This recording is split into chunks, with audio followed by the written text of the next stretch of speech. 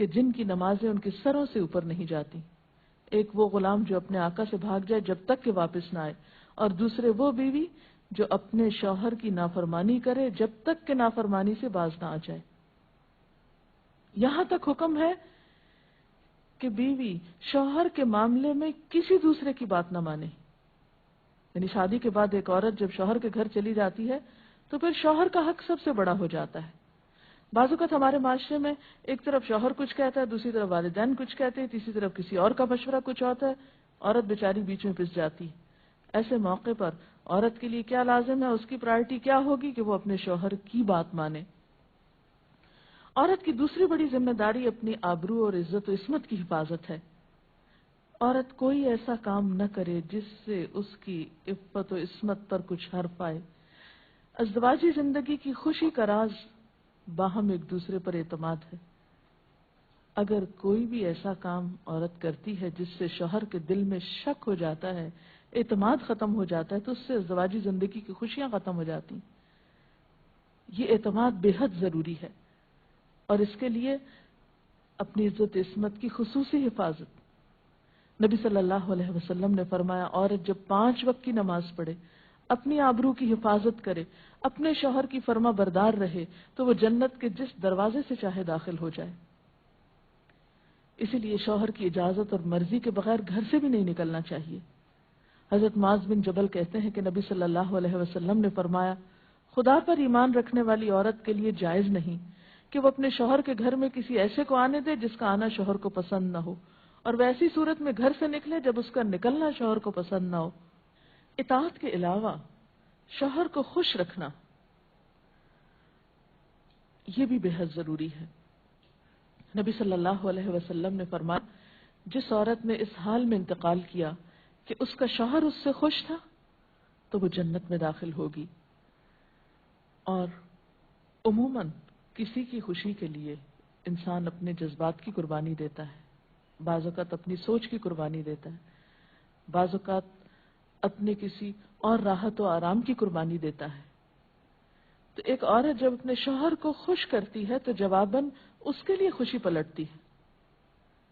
اس لیے گھریلو زندگی کی خوشی کا انحصار اسی بات پر ہے کہ دونوں ایک دوسرے کے لیے قربانی کے جذبات رکھتے ہوں، ایک دوسرے کے لیے رحمت اور ایک دوسرے کے لیے مودت کا ذریعہ ہوں. جیسا کہ قرآن پاک میں شادی کا مقصد ہی یہ بتایا گیا کہ دونوں کے درمیان باہم مودت اور رحمت کے جذبات ہوں، ایک دوسرے کے لیے سکون کا باعث ہوں، تاکہ انسانی زندگی بہترین طریقے پر رواں دواں رہے.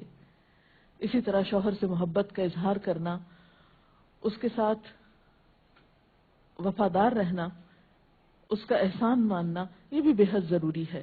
حضرت اسماء کہتی ہیں کہ ایک بار نبی صلی اللہ علیہ وسلم میرے پاس سے گزرے، میں اپنی سہیلیوں کے ساتھ تھی. آپ نے ہمیں سلام کیا اور ارشاد فرمایا، تم پر جن کا احسان ہے ان کی ناشکری سے بچو. تم میں سے ایک اپنے ماں باپ کے گھر کافی دنوں تک بن بیاہی بیٹھی رہتی ہے، پھر اللہ تعالیٰ اس کو شوہر عطا کرتا ہے، اولاد دیتا ہے، اور ان سارے احسانات کے باوجود اگر کبھی کسی بات پہ شوہر سے ناراض ہوتی ہے تو کہہ اٹھتی ہے، میں نے تو کبھی تمہاری طرف سے کوئی بھلائی دیکھی ہی نہیں. تو یہ جملہ ناشکری کا جملہ ہے جو عورت کو نہیں بولنا چاہیے. قیامت کے دن اللہ تعالیٰ اس عورت کی طرف نظر رحمت اٹھا کر نہیں دیکھے گا جو شوہر کی ناشکری ہوگی. اور آخری بات یہ کہ عورت کے اوپر لازم ہے کہ وہ اپنے گھر بار، مال و اسباب اور اپنی ذمہ داریوں میں شوہر کی مددگار رہے، شوہر کی وفادار رہے. آپ صلی اللہ علیہ وسلم نے فرمایا، قریش کی عورتیں کتنی اچھی عورتیں ہیں جو بچوں پہ بہت مہربان اور شوہر کے گھر بار کی حفاظت کرنے والی ہیں.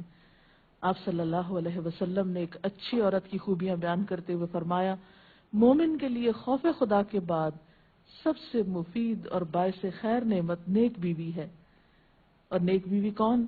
جب وہ شوہر اسے کسی کام کے لیے کہے تو خوشی سے کر دے، جب اس پہ نگاہ ڈالے تو اسے خوش کر دے، جب اس کے بھروسے پہ قسم کھائے تو وہ اس کی قسم پوری کر دے، جب وہ کہیں چلا جائے تو اس کے پیچھے اپنی عزت و آبرو کی حفاظت کرے، اور شوہر کے مال و اسباب کی اور ان سب چیزوں کی نگرانی میں شوہر کی خیر خواہ اور وفادار رہے. اور اس کے ساتھ ساتھ اپنی صفائی، زیبائش اور سلیقہ مندی کا بھی ثبوت دے۔ اس سلسلے میں اگر آپ کے ذہن میں مزید کچھ سوالات ہوں تو آپ کر سکتے ہیں۔